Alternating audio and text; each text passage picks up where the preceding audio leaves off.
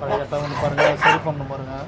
என்னால் உங்களுக்கு ஒரு 10 கட்டை அந்த வேலைக்கு வரும். அதுக்கு நான் கேரண்டி. யாருன்னா விலங்கல்பட்டு சுப்பிரமணி, இது இவர் தான் பார்த்துங்க. இந்த கட்டை பாருங்கள், ஃபுல் ஃபினிஷிங் பண்ணணும் பாருங்கள். உள்ளார இந்த உதட்ட இது பண்ணியாச்சு, இது பண்ணோம். இவர் தான் விலங்கல்பட்டு சுப்பிரமணி. அவன் முகத்தை கட்டை எப்படி இதை வந்து இந்த கட்டையை சரி பண்ணுறதுக்காக வந்திருக்காரு. ஃபுல் ஃபினிஷிங் மேல் ஃபினிஷிங் பண்ணிவிட்டு அடுத்த வீடியோலாம் காமிக்கிறேன் உங்களுக்கு. இப்போ உள் ஃபினிஷிங் பண்ண போகிறோம். அந்த கட்டையை இந்த விலங்கல்பட்டுலேருந்து எடுத்து வந்து கொடுத்தாங்க. இந்த கட்டையை வந்து மாவட்டம் சரி பண்ணியாச்சு. இப்போ உள் ஃபினிஷிங் பண்ணிவிட்டு உங்களுக்கு அடுத்த வீடியோலாம் காமிக்கிறேன்.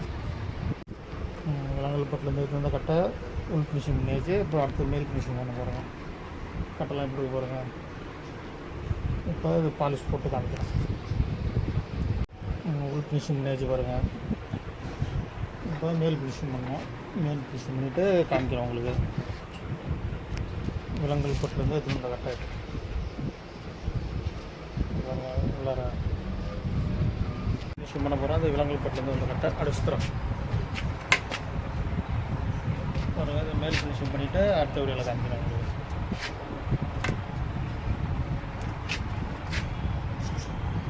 பாருங்கள் எப்படி இருக்கிற கட்டை. இந்த கட்டையை இப்போ ஃபினிஷிங் பண்ணிட்டு காமிக்கிறேன்.